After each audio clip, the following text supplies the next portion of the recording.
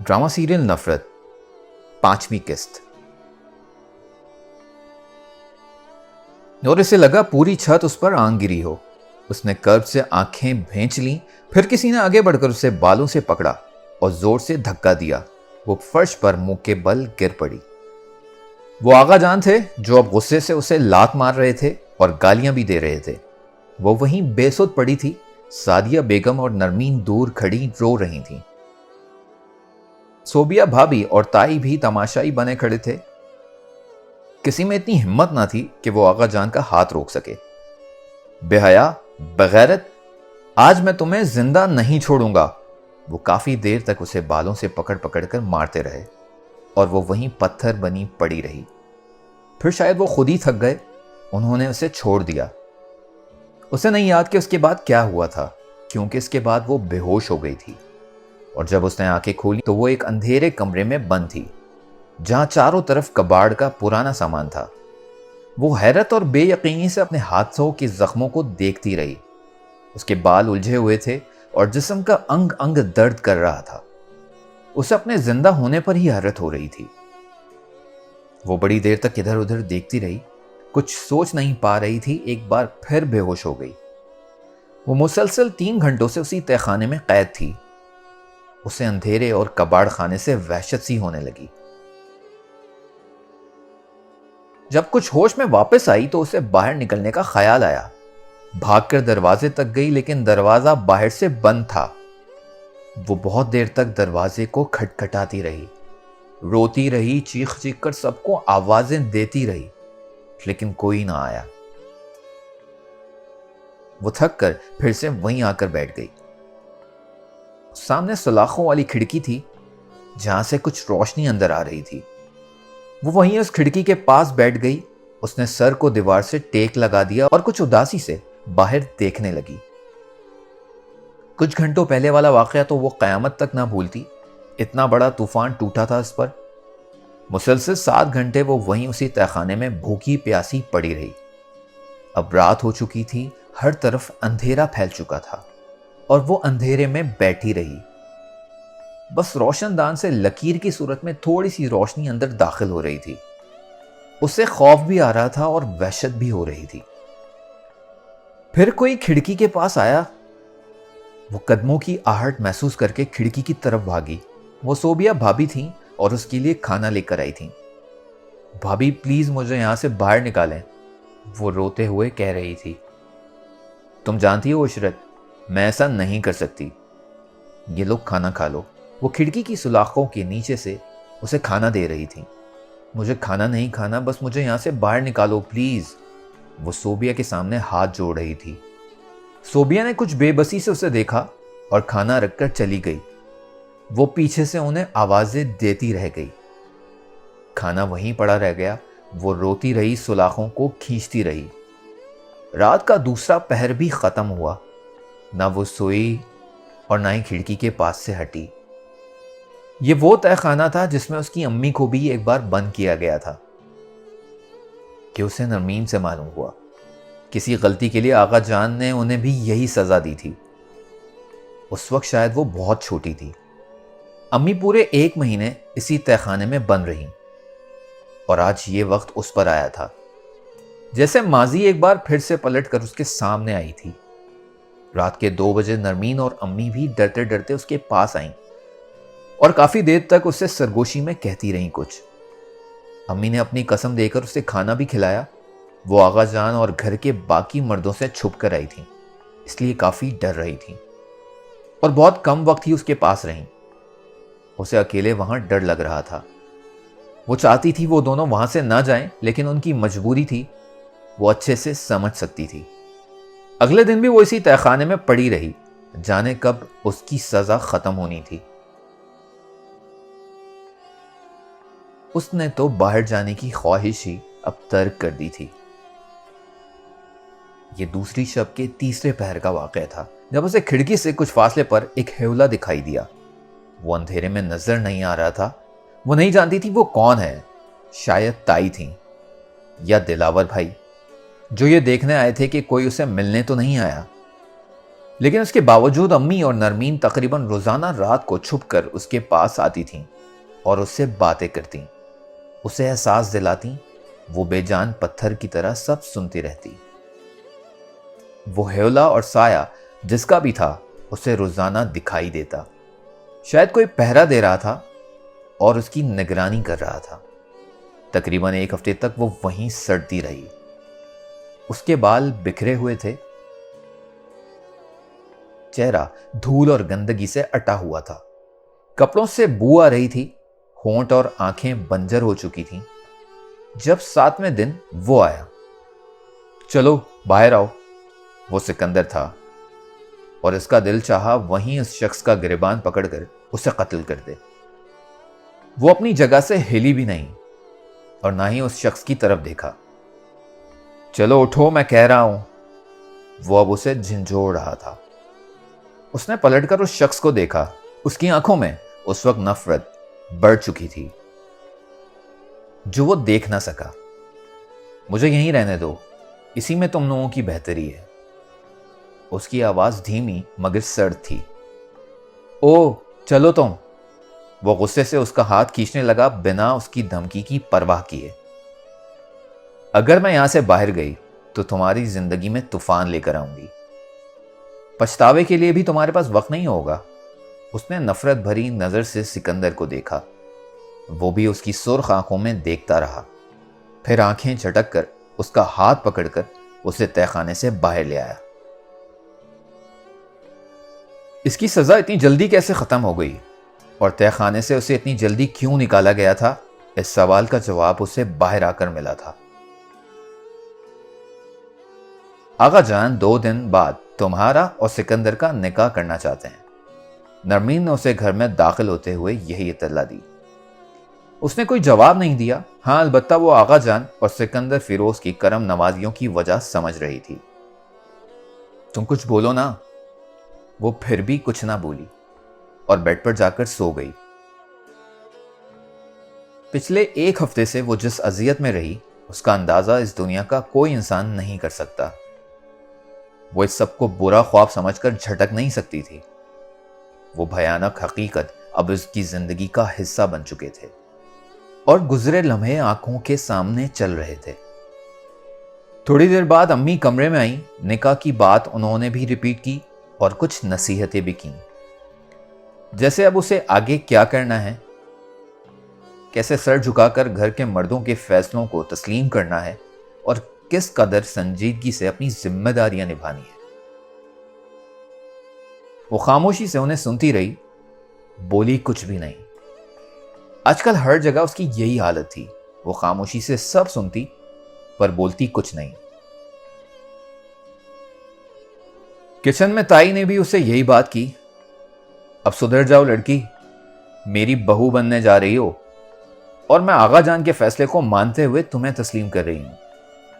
وہ وہاں بھی کچھ نہ بولی اور پانی کی بوتل اٹھا کر واپس آ گئی۔ آغا جان سے اس کا دوبارہ سامنا نہیں ہوا تھا، وہ ان کے سامنے جانا بھی نہیں چاہتی تھی، وہ الیکشن کی وجہ سے کچھ مصروف تھے۔ سکندر اور گھر کے باقی مرد بھی ووٹوں کے لیے جگہ جگہ جلسے کرتے ہوئے نظر آ رہے تھے اور گھر گھر جا کر کیمپین چلا رہے تھے۔ روزانہ بریانی کی سینکڑوں دیگیں گاؤں والوں میں تقسیم کی جا رہی تھیں اور ووٹ بینک بڑھائے جا رہے تھے۔ آغا جان کے مخالف بھی ایک پرانی تگڑی پارٹی کھڑی تھی، اس لیے اس بار انہیں کچھ زیادہ ہی محنت کرنی پڑ رہی تھی اور گھر کی عورتیں سب کچھ بھلا کر نکاح اور شادی کی تیاریوں میں لگی ہوئی تھیں۔ کوئی شاپنگ کر رہا تھا، کوئی گھر کو سجا رہا تھا اور وہ بنا کسی کی طرف توجہ دیے سب کچھ خاموشی سے دیکھ رہی تھی۔ جس دن امی اور تائی اسے شاپنگ کے لیے لے کر گئیں، اس دن بھی وہ خاموش رہی، یہاں تک کے لیے اس کے کپڑے بھی نرمین اور صوبیہ بھابی نے پسند کیے۔ اس نے اپنی کوئی پسند ناپسند نہیں بتائی۔ کوئی اس کے ماتھے پر جھومر لگا کر دیکھ رہا تھا تو کوئی گلے میں ہار اور کوئی سر پر دوپٹے رکھ رکھ کر چیک کر رہا تھا۔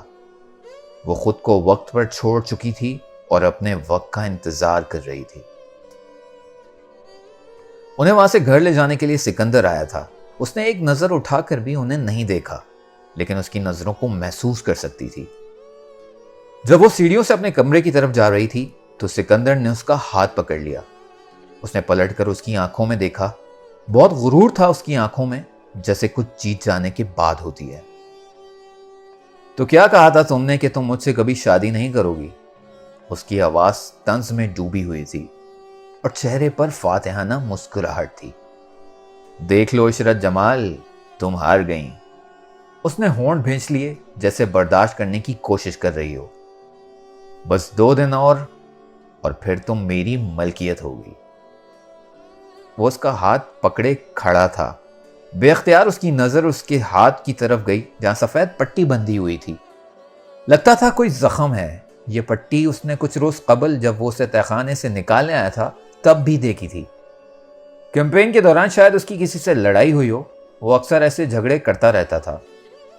وہ اس سے اپنا ہاتھ چھڑا کر اوپر کمرے میں چلی آئی۔ اس کا ذہن ویران تھا۔ وہ خشک آنکھوں سے سب کچھ دیکھ رہی تھی۔ کوئی نہیں جانتا تھا اس کے دل میں کیا چل رہا ہے۔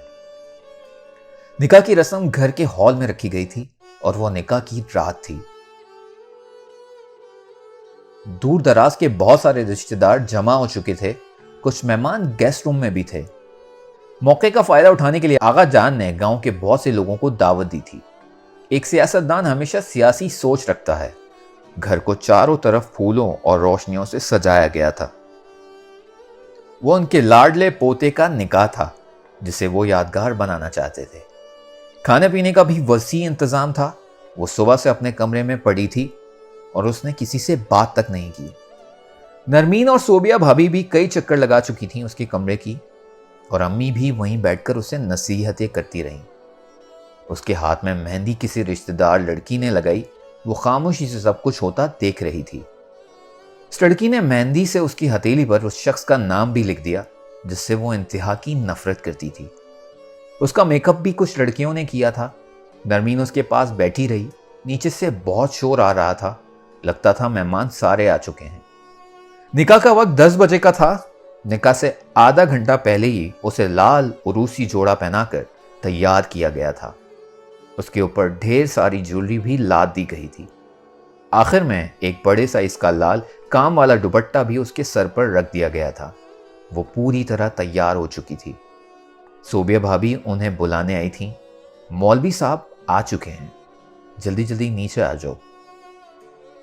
ساری لڑکیاں بھاگ کر نیچے چلی گئیں۔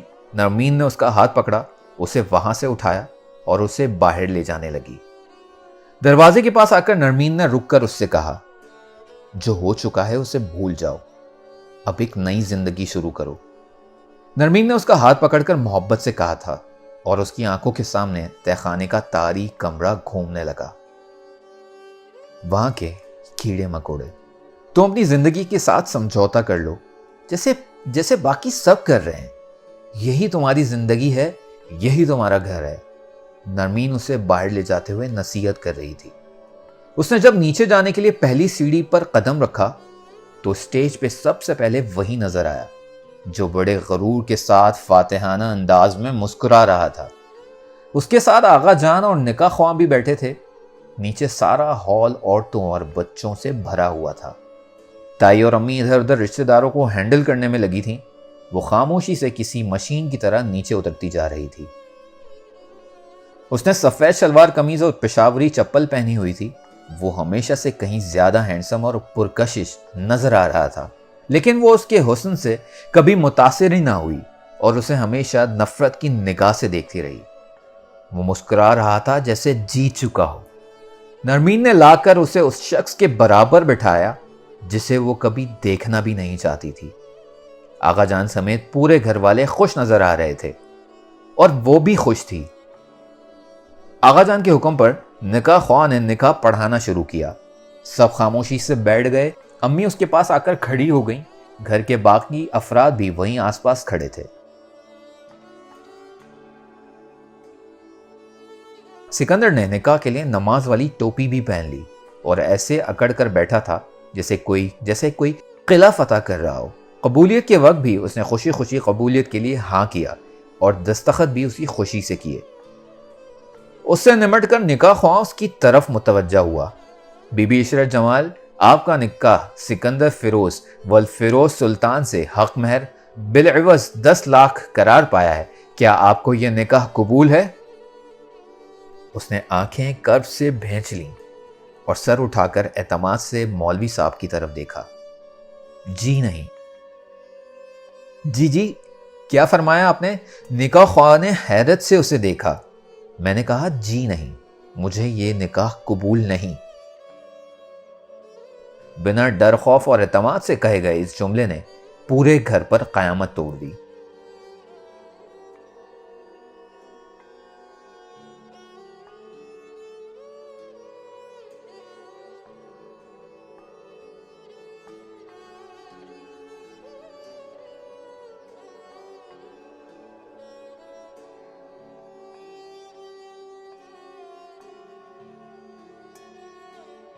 سب نے صدمے سے اسے دیکھا۔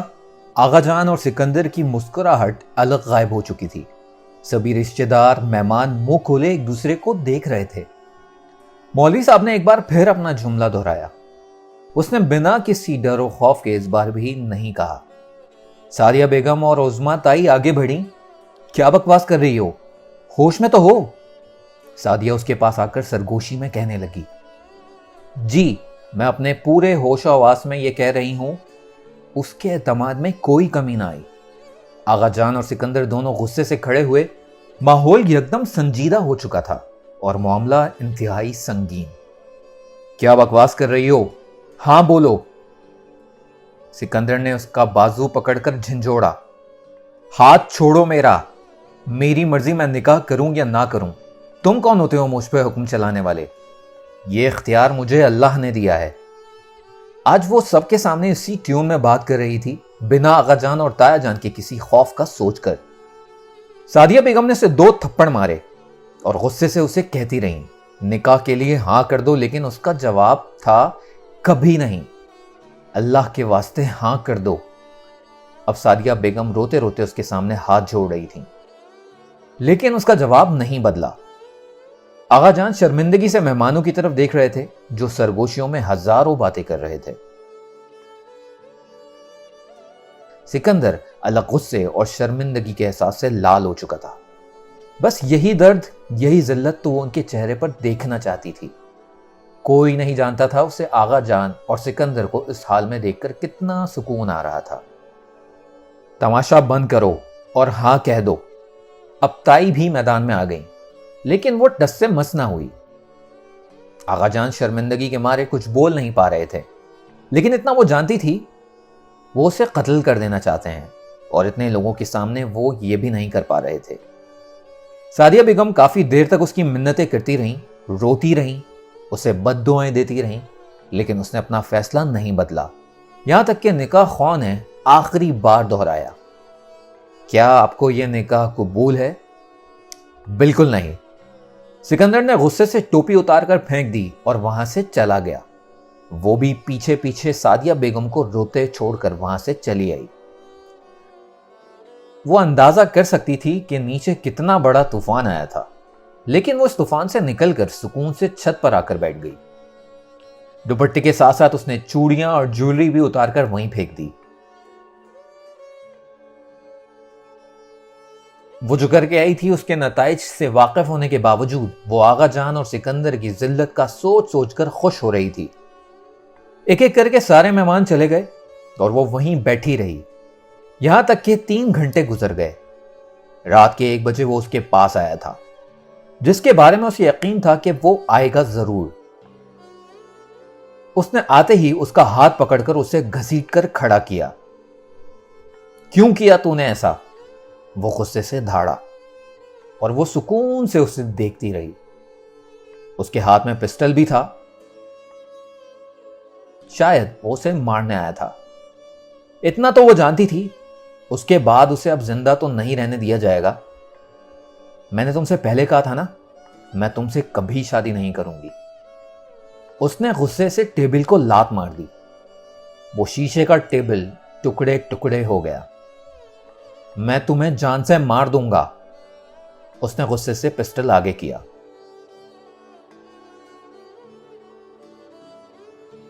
مارو، میں بھی مرنا چاہتی ہوں، وہ چلائی۔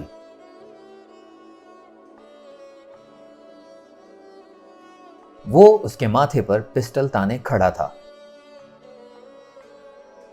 اور اسے خونخوار نظروں سے دیکھ رہا تھا۔ میں سچ میں گولی چلا دوں گا۔ تو چلاؤ گولی، مجھے مرنے کا ڈر نہیں ہے۔ تم لوگ ہمیشہ عورتوں کو غلام سمجھتے ہو، جیسے چاہیں ان کی زندگی کے فیصلے کریں۔ جو حقوق مذہب نے دیے، تم لوگ کون ہوتے ہو وہ حقوق چھیننے والے؟ کم سے کم میں نے تمہارے اور آغا جان کے غلط فیصلوں کے آگے سر نہیں جھکایا۔ تم ہار گئے مجھ سے سکندر فیروز۔ بکواس بند کرو، میری غیرت کو مت چیلنج کرو، نہیں تو سر توڑ دوں گا تمہارا۔ وہ اب جنونی ہو چکا تھا۔ تب تمہاری غیرت کہاں تھی جب میں نے تہہ خانے میں تہہ خانے میں اتنے دن تک سڑتی رہی؟ وہ زور سے چلائی۔ چلاؤ مت میرے سامنے، میں مذاق نہیں کر رہا، گولی چلا دوں گا۔ سکندر نے پسٹل اس کے ماتھے کے اور قریب کیا۔ اس نے پسٹل اس کے ہاتھ سے چھین لیا اور پسٹل کا رخ موڑ کر اس کی طرف کر دیا۔ تم ایک بزدل مرد ہو، گولی چلانے سے ڈرتے ہو۔ تم ایک بزدل مرد ہو، گولی چلانے سے بھی ڈرتے ہو۔ وہ پسٹل کو مضبوطی سے پکڑ کر اس کی طرف نشانہ لگا کر کھڑی تھی۔ پسٹل واپس کرو، یہ کھلونا نہیں ہے۔ وہ دھاڑا۔ نہیں، آج میں گولی چلاؤں گی۔ تم مجھ پہ گولی چلاؤ گی؟ اس نے بے یقینی سے اس کی طرف دیکھا۔ نہیں، میں خود پہ چلاؤں گی۔ اس نے پسٹل کا رخ اب اپنی طرف کر لیا۔ سکندر کی آنکھیں پھیل گئیں۔ تاکہ تم دیکھ لو میں تم سے کتنی نفرت کرتی ہوں۔ سکندر نے کچھ صدمے سے اسے دیکھا تھا۔ بے وقوف لڑکی، یہ پسٹل لوڈ ہے۔ وہ زور سے چلایا۔ وہ ٹریگر پر ہاتھ رکھ چکی تھی۔ سکندر جم لگا کر اس تک پہنچا اور اس کے ہاتھ پکڑ لیے۔ چھوڑو مجھے، وہ چلائی۔ پاگل لڑکی، پسٹل ادھر دو مجھے۔ تم مجھے مارنا چاہتے تھے نا، اب میں خود کو مارنا چاہتی ہوں۔ وہ دونوں ہاتھا پائی کر رہے تھے۔ سکندر اس کے ہاتھ سے پسٹل چھیننے کی کوشش کر رہا تھا۔ کہا نا پسٹل دو مجھے، کوئی کچھ نہیں کہے گا تمہیں۔ اسی ہاتھا پائی میں ایک زوردار فائر کی آواز گونجی۔ دونوں کے ہاتھ ڈھیلے پڑ گئے۔ گولی چل چکی تھی۔ اس نے عشرت کو گرتے دیکھا۔ پسٹل چھوٹ کر اس کے ہاتھ سے گر گئی۔ وہ منہ کھول کر فرش پر گر رہی تھی جب اس نے اپنے دونوں ہاتھوں سے اسے سنبھال لیا۔ گولی اس کی ٹانگ پر لگی تھی جہاں سے بری طرح خون بہ رہا تھا اور وہ خود بے ہوش ہو چکی تھی۔ اس نے جیب سے رومال نکال کر اس کی ٹانگ پر باندھ دیا اور اسے اٹھا کر اندر لے جانے لگا۔ گولی اس کی ٹانگ کو چھو کر نکلی تھی، اس لیے زیادہ کوئی مسئلے والی بات نہ بنی۔ وہ بس ایک ہی دن ہاسپٹل میں رہی اور اگلے دن تھوڑی بہت لنگڑاتی ہوئی ڈسچارج ہو کر گھر آ گئی۔ ہاسپٹل میں اس کے پاس صرف امی اور نرمین تھی اور کوئی نہیں آیا اس کے پاس۔ نہیں تب اسے کوئی دیکھنے کے لیے آیا جب وہ گھر آئی۔ کسی کو اس کی تکلیف سے فرق نہیں پڑتا تھا، لیکن گھر آ کر جو اس پر بھیانک انکشاف ہوا، اس نے اس کے پیروں تلے زمین نکال لی۔ آغا جان انہیں گھر سے نکالنے کا فیصلہ کر چکے تھے اور یہ فیصلہ ان کے گھر میں قدم رکھتے ہی آغا جان نے غصے سے سنایا۔ سعدیہ، اپنا سامان اٹھاؤ اور اپنی دونوں بیٹیوں کو لے کر نکل جاؤ یہاں سے۔ یہ فیصلہ آغا جان نے سب کی موجودگی میں سنایا تھا۔ وہ نکاح والی بات دل میں لیے کھڑے تھے اور اب بھولے نہیں تھے۔ 2 دن وہ اس کے ہاسپٹل میں رہنے کی وجہ سے خاموش رہے۔ آغا جان، یہ آپ کیا کہہ رہے ہیں؟ امی روتے ہوئے ان کے پاس گئیں۔ نکلو میرے گھر سے، وہ گرج کر بولے۔